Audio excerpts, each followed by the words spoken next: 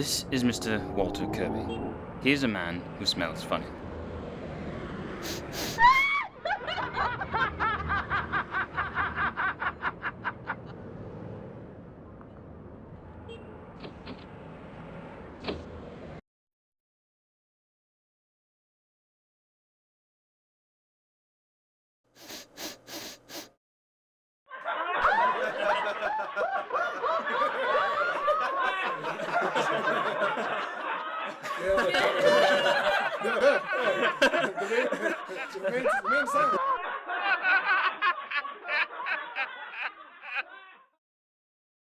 And now for something completely different. It's... Terry Serpent Swimming Spectacle.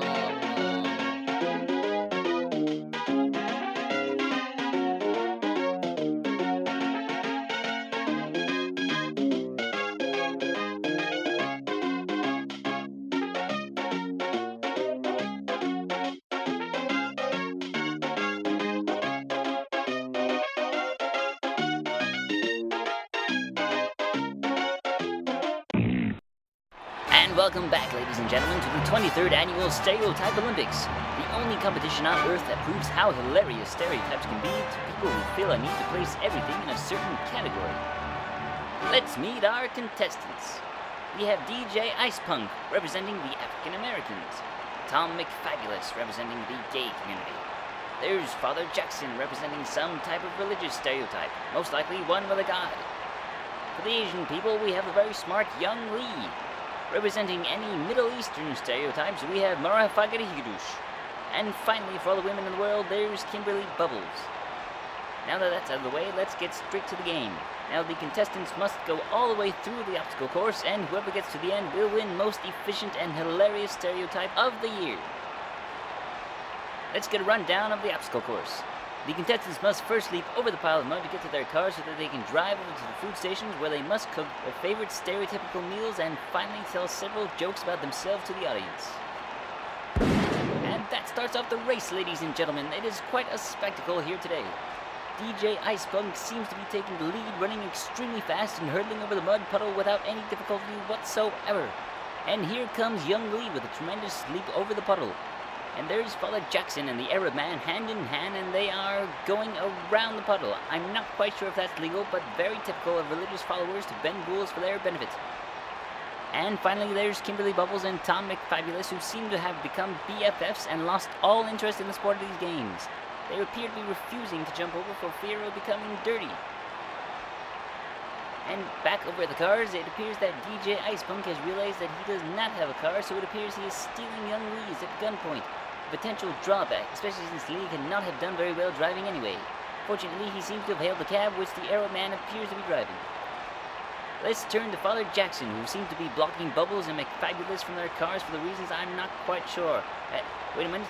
Yes, I'm being told Father Jackson is explaining why homosexuality is a sin and is attempting to convert Bubbles and McFabulous to Christianity. A rather bold strategy for Father Jackson. Let's see if it pays off in the end. And now we turn to DJ Ice Punk, who has made it to his food station and is working very intensely on his famous favorite chicken and waffles. I am unaware as to whether or not he will be serving Kool-Aid. Young Lee seems to be writing out some long, complicated mathematical formula, which I'm guessing is a recipe for some type of rice-based dish. And we turn to the Arabian man, who does not seem to be cooking anything. It instead looks as though he is making some type of explosive weapon or something. I'm sure we'll find out later in the show. I'm being told right now that after being lectured by Father Jackson, McFabulous and Bubbles have lost all enthusiasm in the competition and have gone on a shopping spree. This proved to be a very wise move by Father Jackson, who was making a very simple meal of bread and wine. Yes, and just like that, I believe he is the first to finish with his meal. Now he's headed to the mic to tell stereotypical jokes.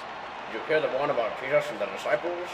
Well, neither did I, because joking about the Holy Father is a sin. Ooh, that's going to cost the father a few points for not even attempting to have a sense of humor. And it looks like Young Lee has found his way to the mic as well, and he does not appear to be moving, folks. Yes, I believe, ladies and gentlemen, that he may have stage fright, so we'll cut back to him later.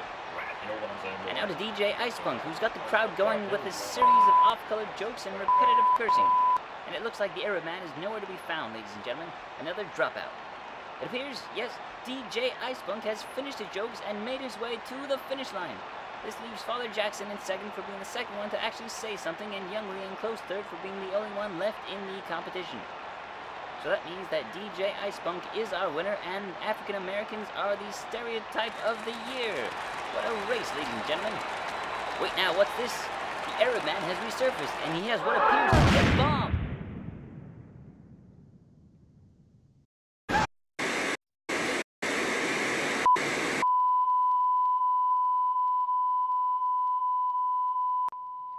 Serves them right.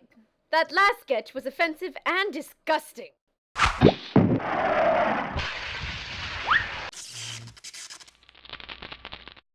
Now then, I've noticed a tendency for this program to get rather silly. I think this whole program has gone far enough. That last sketch was far too silly. It was distasteful and offensive. Now we'll have no more of that. Now on my signal, we're going to cut to a nicer, cleaner sketch.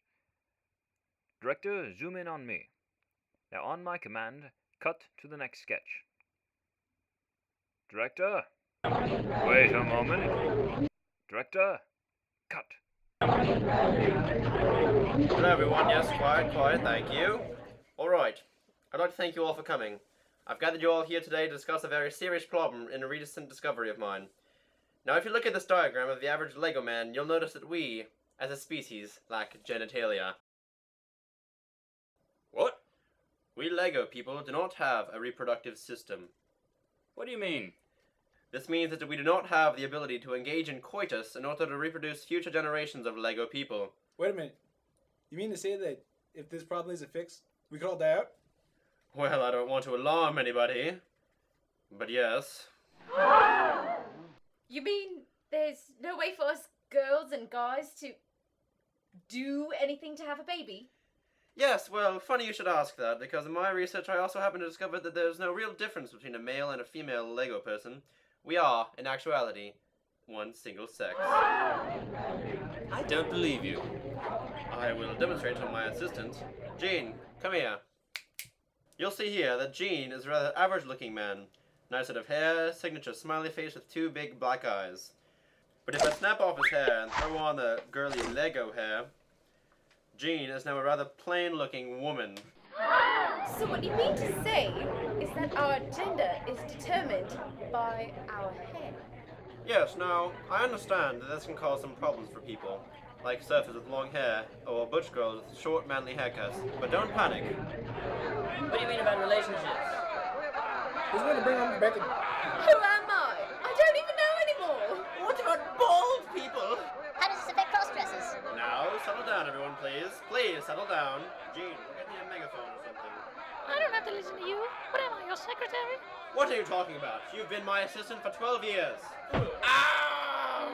Come back here, you silly sod! Hey, what are you doing with that? Let's go of that! Frank, put that away. This is not an open note test. Yes, sir. Sorry, sir. Don't know where it came from. It just fell on my desk. Frank, nobody likes a lie. Now I want you to go to every classroom in the school and tell them that you didn't hit puberty until you were 15. But Professor... Now!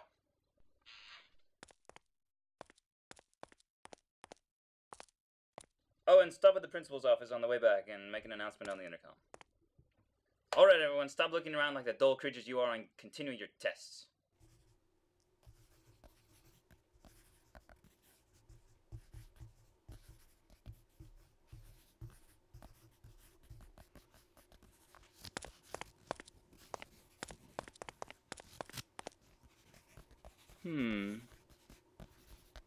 I wouldn't do that.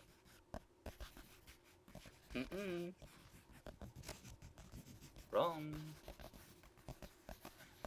I guess you want to fail. What? But... Ah! How strange. She's usually one of my top students. Well, class, it is time to put your pencils down and turn in your tests. I don't believe I've told you yet. I grade/laugh at your papers now at home. So I put everything in my teacher's box in the office to pick up on the way home. All of your papers must be in the box to grade. Any paper not in the box will be burnt, spat upon, and given 0. The office closes soon, so you all have 1 minute to get there. Go!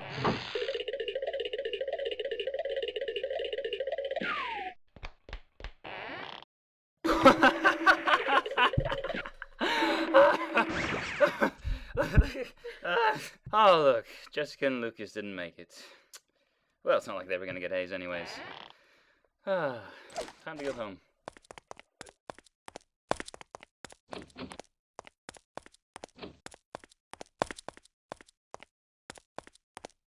Attention, my name is Frank Garcia, and I didn't hit puberty until the age of 15.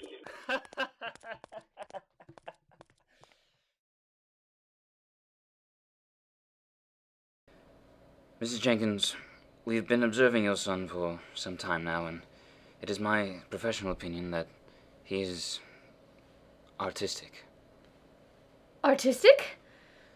Yes, I'm afraid he has artistic doodling humorously disorder. You mean...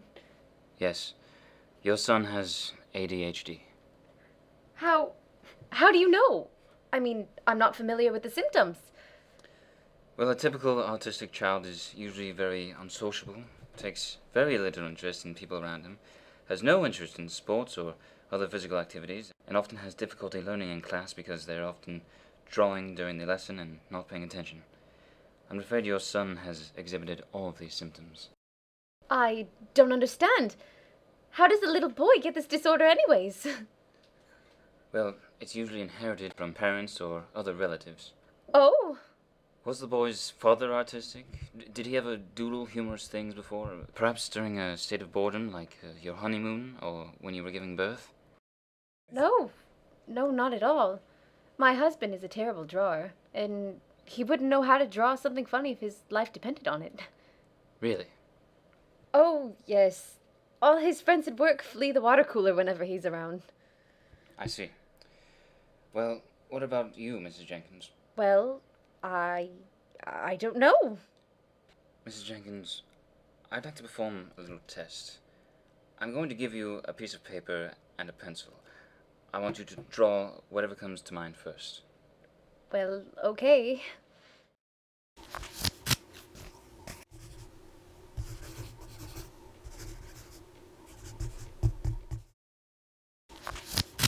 Oh my. Is this a mother bird feeding her young but then throwing up while she's doing it? Yes. I'm afraid this is rather well drawn, and it is pretty funny. Oh no! Yes, Mrs. Jenkins. I'm afraid you may want to get yourself checked out. You may be autistic. Right. I will. But don't be discouraged, Mrs. Jenkins. You're not alone. There are, in fact, many famous people who have also been artists, such as Claude Monet, Vincent van Gogh, Andy Warhol. Some have even claimed that famed musician John Lennon may have been artistic. But the future is not hopeless. Autistic people may not have to live with this disorder for the rest of their lives. Research is currently underway.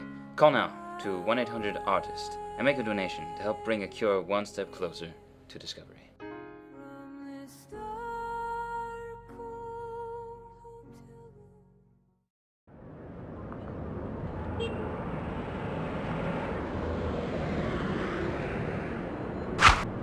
Hey, Dad, why'd you pick up that packet of mayonnaise?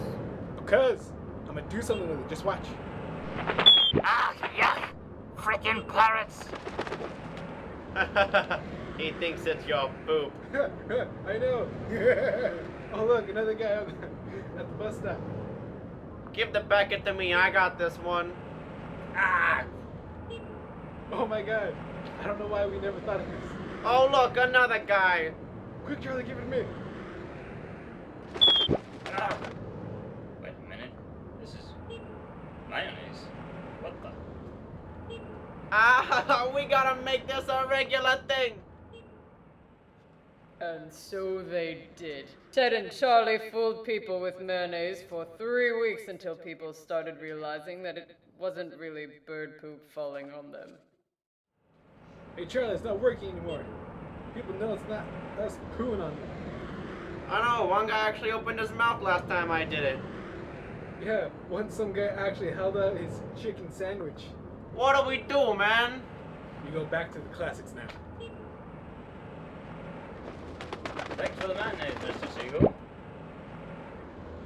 Wait a minute. This kinda tastes like poop. funnier than the mayonnaise. And so now what? What do you mean? Well, the joke's pretty much over. The poop to the mayonnaise to the poop again is pretty much it. Well, I guess that's the end of the show. I mean, they did the stereotype thingy and the Lego genitalia sketch and the evil teacher and stuff. That's it. Really? We're ending on a poop joke? What's wrong with that? Well, it seems kind of inappropriate for a big production like this. Big production? What are you talking about? Man, our lips aren't even moving when we be talking. This ain't no big production. Well, should we fly away while the theme music plays? Yeah. And let's fly off into the sunset. I like those endings. Alright. See how nice this is? How do we get over ocean? Shut up, man. You're ruining the moment.